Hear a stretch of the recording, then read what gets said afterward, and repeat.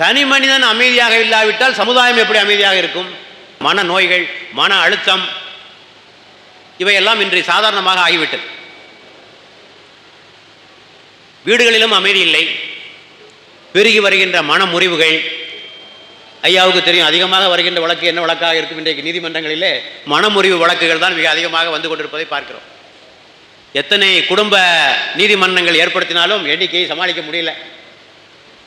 ஆக மன முறிவுகள், பெற்றோர்கள் வீடுகளிலே கண்ணியமாக நடத்தப்பட முடியாத நிலை, பெற்றோர்கள் முதியோர் இல்லங்களுக்கு அனுப்பப்படுகின்ற கொடுமை, வரதட்சணை கொடுமை என்றெல்லாம் வீடும் அமைதி இழந்து தவிக்கிறது. வீட்டிற்கு வெளியே வந்தால் சாதி கலவரங்கள், மத கலவரங்கள், இனக்கலவரங்கள், மொழி கலவரங்கள், சர்வதேச அளவிலே ஒரு நாடு இன்னொரு நாடு மீது படையெடுப்பது என்பதாக இந்த அமைதி பல நிலைகளிலே பாதிக்கப்பட்டிருப்பதை நம்மாலே பார்க்க முடியும். இதனுடைய ஆழமும் அகலமும் பெரிது.